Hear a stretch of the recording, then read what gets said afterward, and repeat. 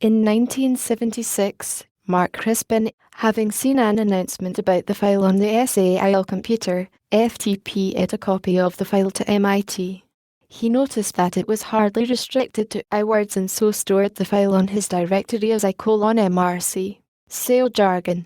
The file was quickly renamed Jargon More Than. The more than means numbered with a version number, as a flurry of enhancements were made by Mark Crispin and Gail Steele Jr. Unfortunately, amidst all this activity, nobody thought of correcting the term jargon to slang until the compendium had already become widely known as the Jargon file.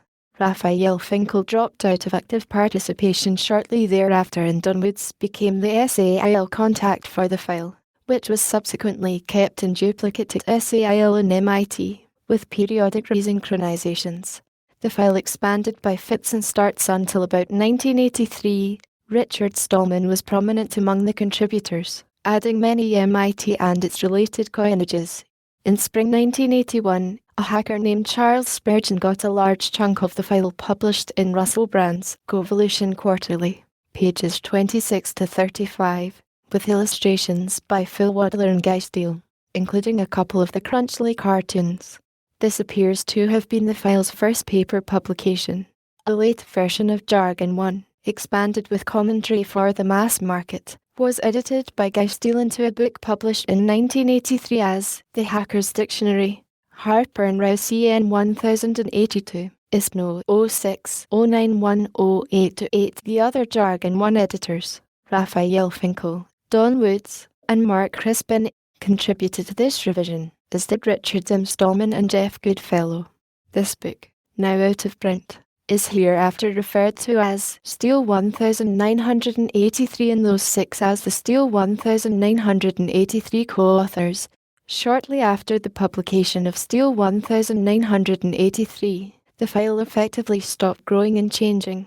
Originally, this was due to a desire to freeze the file temporarily to facilitate the production of Steele 1983, but external conditions caused the temporary freeze to become permanent.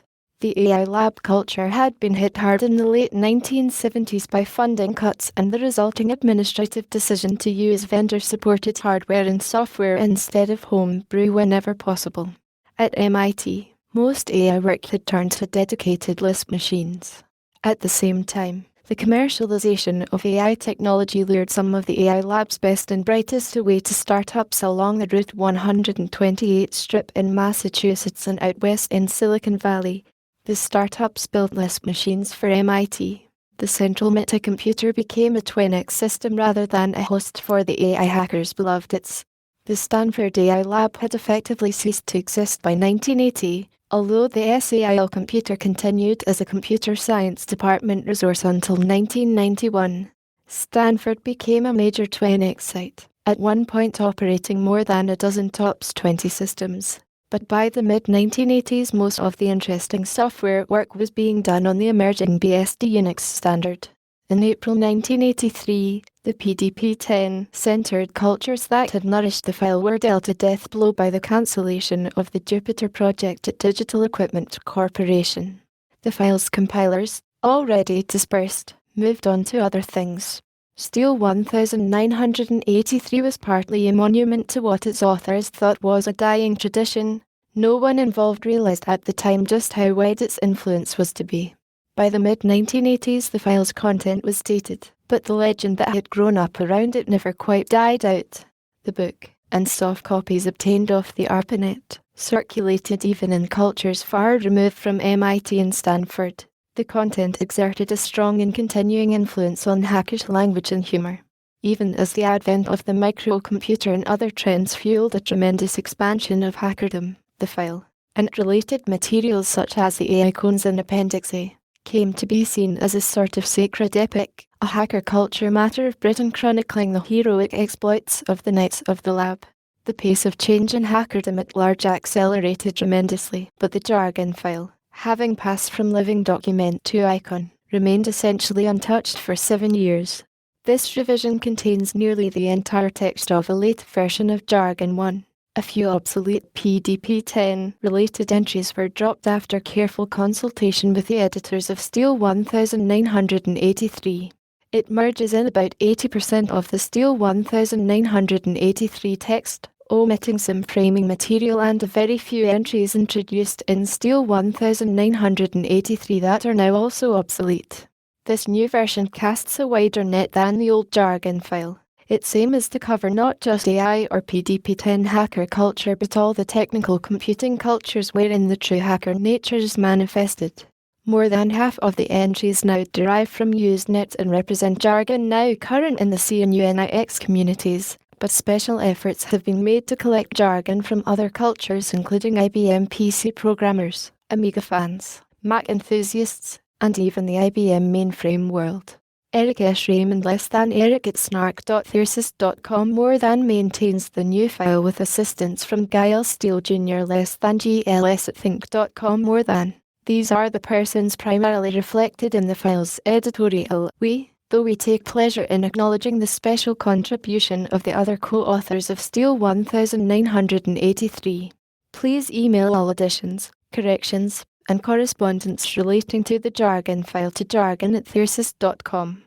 Only sites without connections to an auto-routing smart site can use .. !unet !snark !jargon. Warning: other email addresses appear in this file * but are not guaranteed to be correct * later than the revision date on the first line. Don't email us if an attempt to reach your idle bounces. We have no magic way of checking addresses or looking up people. The 2.9.6 version became the main text of The New Hacker's Dictionary by Eric Raymond, ed.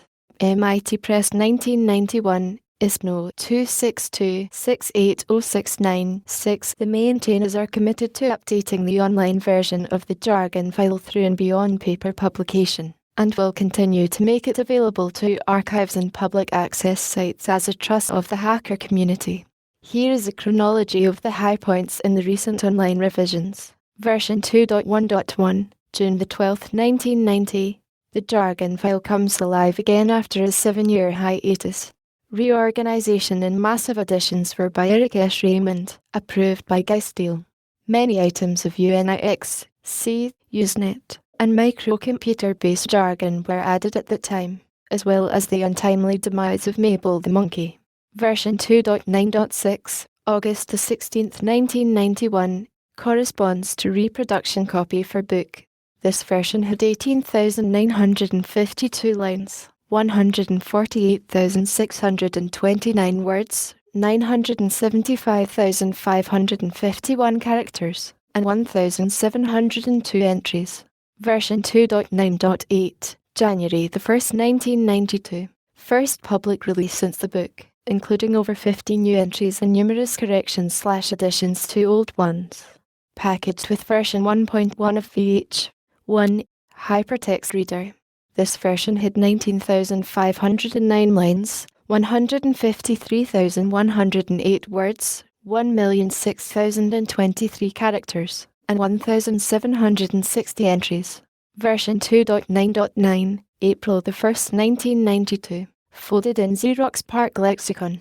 This version had 20,298 lines, 159,651 words, 1,048,909 characters, and 1,821 entries. Version 2.9.10, July 1, 1992. Lots of new historical material. This version had 21,349 lines, 168,330 words, 1,106,991 characters, and 1,891 entries. Version numbering. Version number should be read as major.minor.revision. Major version 1 is reserved for the old ITS Jargon file, Jargon 1. Major version 2 encompasses revisions by ESR, Eric S. Raymond, with assistance from GLS, Giles Steele Jr. Someday, the next maintainer will take over and spawn version 3. Usually later versions will either completely supersede or incorporate earlier versions, so there is generally no point in keeping old versions around. Our thanks to the co-authors of Steel 1983 for oversight and assistance, and to the hundreds of Useneters, too many to name here,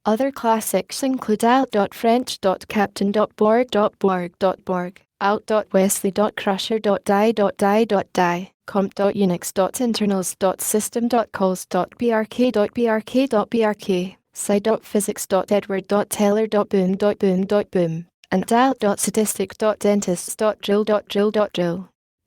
Sound alike slang. Hackers will often make rhymes or puns in order to convert an ordinary word or phrase into something more interesting. It is considered particularly flavorful if the phrase is bent so as to include some other jargon word. Thus, the Computer Hobbyist magazine, Dr. Dobbs Journal, is almost always referred to among hackers as Dr. Frob's Journal, or simply Dr. Frobs. Terms of this kind that have been in fairly wide use include names for newspapers. Boston Herald equals more than horrid, or harried. Boston Globe equals more than Boston Globe Houston, or San Francisco. Chronicle equals more than the Chronicle, or the Comical. New York Times equals more than New York Slime. However, terms like these are often made up on the spur of the moment. Standard examples include data general equals more than dirty genitals. The first BM360 equals more than IBM 3 sickly government property. Do not duplicate. On case equals more than government duplicity. Do not propagate for historical reasons equals more than for hysterical reasons. Margaret Jacks Hall, the CS building at Stanford, equals more than Marginal Hacks Hall. This is not really similar to the Cockney rhyming slang it has been compared to in the past, because Cockney substitutions are opaque whereas hacker punning jargon is intentionally transparent. The P convention. Turning a word into a question by appending the syllable P, from the Lisp convention of appending the letter P to denote a predicate, a Boolean valued function. The question should expect a yes/no answer, though it needn't. CT nil. At dinner time. Q. Food. A. Yeah, I'm pretty hungry. Or T. At any time. Q. State of the world. P. A. Straight. I'm about to go home. A. Humorous. Yes, the world has a state. On the phone to Florida. Q. State P. Florida. A. Been reading jargon.txt again. One of the best of these is a Gauss prism. Once, when we were at a Chinese restaurant, Bill Gosper wanted to know whether someone would like to share with him a 2-person-sized bowl of soup. His inquiry was, split pea soup. GL is, overgeneralization. A very conspicuous feature of jargon is the frequency with which the speak items such as names of program tools, command language primitives, and even assembler opcodes are applied to contexts outside of computing wherever hackers find amusing analogies to them. Thus, to cite one of the best-known examples, Unix hackers often grep for things rather than searching for them. Many of the lexicon entries are generalizations of exactly this kind. Hackers enjoy overgeneralization on the grammatical level as well. Many hackers love to take various words and add the wrong endings to them to make nouns and verbs, often by extending a standard rule to non-uniform cases, or vice versa. For example, because porous equals more than porosity, generous equals more than generosity, hackers happily generalize. Mysterious equals more than mysteriosity, ferrous equals more than ferocity, obvious equals more than obviosity, dubious equals more than dubiosity. Also, note that all nouns can be verbed, e.g., all nouns can be verbed. I'll mouse it up. Hang on while I clipboard it over. I'm grepping the files. English as a whole is already heading in this direction, towards pure positional grammar like Chinese. Hackers are simply a bit ahead of the curve. However, note that hackers avoid the unimaginative verb-making techniques characteristic of marketroids, bean counters, and the Pentagon. A hacker would never, for example, productize, prioritize, or securitize things. Hackers have a strong aversion to bureaucratic bafflegab and regard those who use it with contempt. Similarly, all verbs can be nouned. This is only a slight overgeneralization in modern English. In Hackish, however, it is good form to mark them in some standard non-standard way. Thus, when equals more than winitude, winage disgust equals more than disgustitude, hack equals more than hackification. Further, note the prevalence of certain kinds of non-standard plural forms. Some of these go back quite a ways.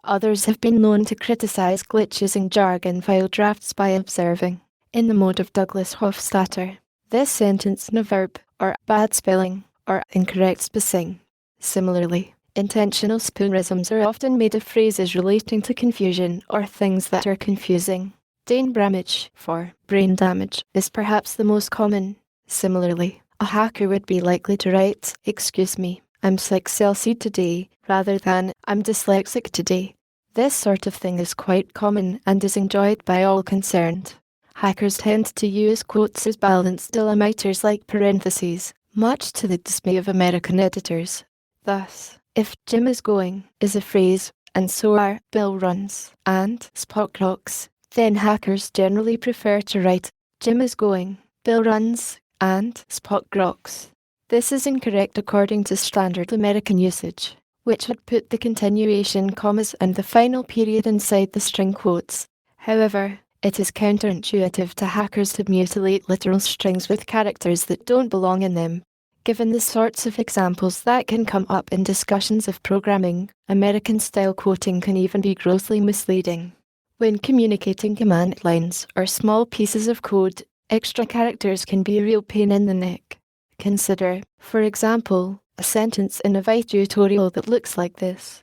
Then delete a line from the file by typing "dd." Standard usage would make this "then delete a line from the file by typing "dd." But that would be very bad because the reader would be prone to type the string "dd" dot, and it happens that in VI, 1 dot repeats the last command accepted. The net result would be to delete *2* lines. The jargon file follows hackish usage throughout. Interestingly, a similar style is now preferred practice in Great Britain, though the older style, which became established for typographical reasons having to do with the aesthetics of comma and quotes in typeset text, is still accepted there. Hart's rules and the Oxford Dictionary for Writers and Editors call the hacker-like style new or logical quoting. Another hacker quirk is a tendency to distinguish between scare quotes and speech quotes, that is, to use British-style single quotes for marking and reserve American-style double quotes for actual reports of speech or text included from elsewhere. Interestingly, some authorities describe this as correct general usage, but mainstream American English has gone to using double quotes indiscriminately enough that hacker usage appears marked, and, in fact, I thought this was a personal quirk of mine until I checked with Usenet.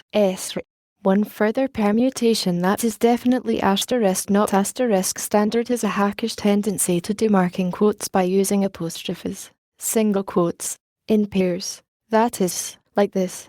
This is modeled on string and character literal syntax in some programming languages, reinforced by the fact that many character-only terminals display the apostrophe in typewriter style as a vertical single quote. One quirk that shows up frequently in the email style of Unix hackers in particular is a tendency for some things that are normally all lowercase, including usernames and the names of commands and C routines, to remain uncapitalized even when they occur at the beginning of sentences. It is clear that, for many hackers, the case of such identifiers becomes a part of their internal representation, the spelling, and cannot be overridden without mental effort. An appropriate reflex because Unix and C both distinguish cases and confusing them can lead to lossage. A way of escaping this dilemma is simply to avoid using these constructions at the beginning of sentences. There seems to be a meta-rule behind these non-standard hackerisms to the effect that precision of expression is more important than conformance to traditional rules. Where the latter create ambiguity or lose information, they can be discarded without a second thought.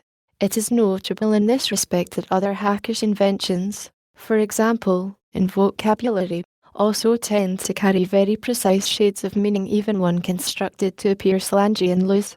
In fact, to a hacker, the contrast between loose form and tight content in jargon is a substantial part of its humor. Hackers have also developed a number of punctuation and emphasis conventions adapted to single-font all ASCII communications links, and these are occasionally carried over into written documents even when normal means of font changes, underlining, and the like are available. One of these is that TEXT in all caps is interpreted as loud, And this becomes such an ingrained scene aesthetic reflex that a person who goes to caps lock while in talk mode may be asked to stop shouting, "Please, you're hurting my ears." Also, it is common to use bracketing with unusual characters to signify emphasis. The asterisk is most common, as in what the asterisk hell asterisk. Even though this interferes with the common use of the asterisk suffix as a footnote mark. The underscore is also common, suggesting underlining. This is particularly common with book titles. For example, it is often alleged that Joe Haldeman wrote _THE_FOREVER_WER_WAR_ as a rebuttal to Robert Heinlein's earlier novel of the future military, _STARSHIP_TROOPERS_. Other forms exemplified by =hell=, \hell/ or /hell/ are occasionally seen. It's claimed that in the last example the first slash pushes the letters over to the right to make them italic, and the second keeps them from falling over. Finally, words may also be emphasized likethis, or by a series of carets, under them on the next line of the text. There is a semantic difference between asterisk emphasis like this asterisk, which emphasizes the phrase as a whole, and asterisk emphasis asterisk like asterisk this asterisk, which suggests the writer speaking very slowly and distinctly, as if to a very young child or a mentally impaired person. Bracketing a word with the asterisk character may also indicate that the writer wishes readers to consider that an action is taking place or that a sound is being made. Examples: asterisk bang asterisk kick asterisk ring asterisk grin asterisk kick asterisk stomp asterisk mumble asterisk. There is also an accepted convention for writing under erasure. The text "Be nice to this fool a gentleman. He's in from corporate HQ" would be read as "Be nice to this fool, I mean this gentleman." This comes from the fact that the digraph == is often used as a print representation for a backspace. It parallels, and may have been influenced by, the ironic use of /outs in science fiction fanzines. In a formula, asterisk signifies multiplication, but two asterisks in a row are a shorthand for exponentiation. This derives from Fortran. Thus, one might write 2 **8 equals 256. Another notation for exponentiation one sees more frequently uses the caret, ASCII 1,011,110. One might write instead 2 caret 8 equals 256. This goes all the way back to Algol 60, which used the archaic ASCII up arrow that later became the caret. This was picked up by Kemeny and Kurt's original BASIC, which in turn influenced the design of the BC1 and DC1 Unix tools, which have probably done most to reinforce the convention on Usenet. The notation is mildly confusing to C programmers, because caret means bitwise or in C. Despite this, it was favored 3-1 over asterisk in the late 1990 snapshot of Usenet. It is used consistently in this text. In online exchanges, hackers tend to use decimal forms or improper fractions, 3.5 or 7/2, rather than typewriter-style mixed fractions, 3/1/2. The major motive here is probably that the former are more readable in a mono-spaced font, together with the desire to avoid the risk that the latter might be read as 3-1/2. The decimal form is definitely preferred for fractions with a terminating decimal representation. There may be some cultural influence here from the high status of scientific notation. Another online convention, used especially for very large or very small numbers, is taken from C, which derived it from Fortran. This is a form of scientific notation using E to replace asterisk 10 caret. For example, 1 year is about 3 seconds long. The tilde is commonly used in a quantifying sense of approximately. That is, tilde 50 means about 50. On Usenet and in the mod world, common C Boolean, logical, and relational operators such as and, equals, more than, and less than, more than equals, and equals less than are often combined with English. The Pascal not equals, less than more than, is also recognized, and occasionally one sees slash equals for not equals from Ada, Common Lisp, and Fortran 90.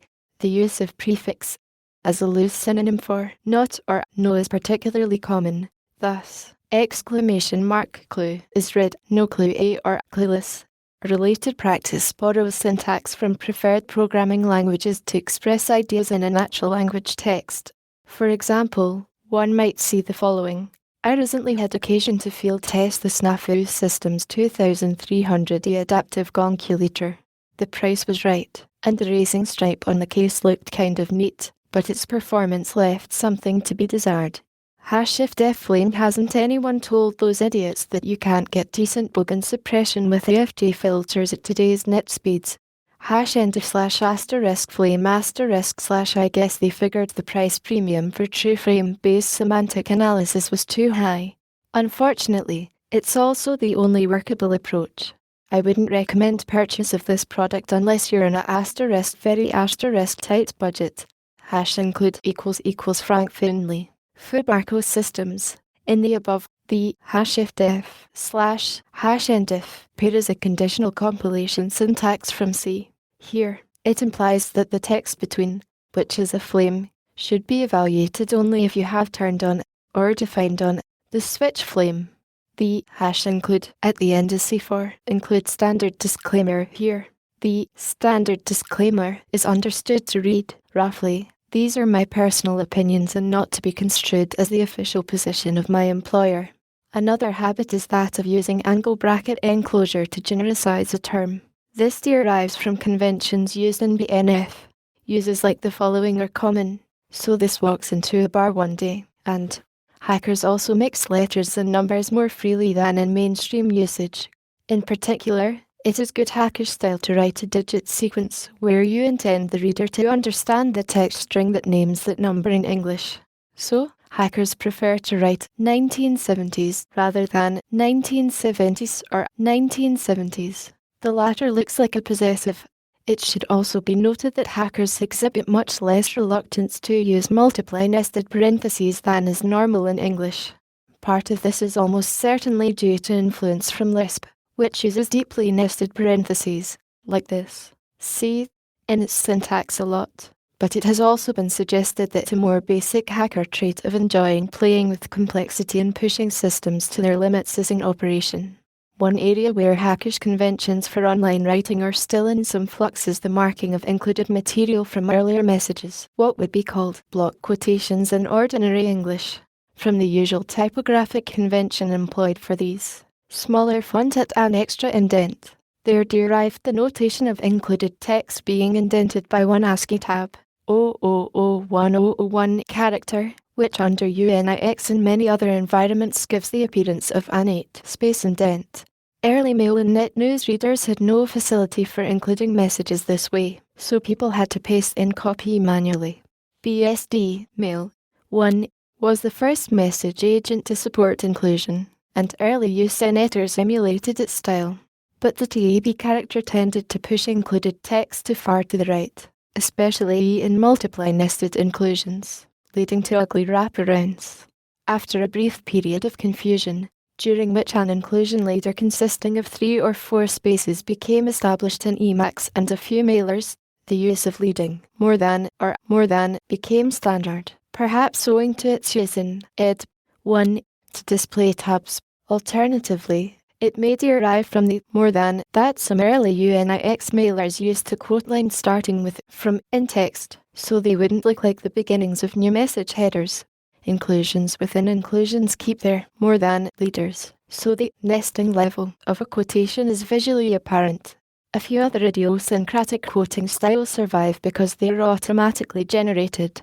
One particularly ugly one looks like this. /* written HH:/MMPMMMDD, EIE by user at site and */ article subject, chop to 35ch,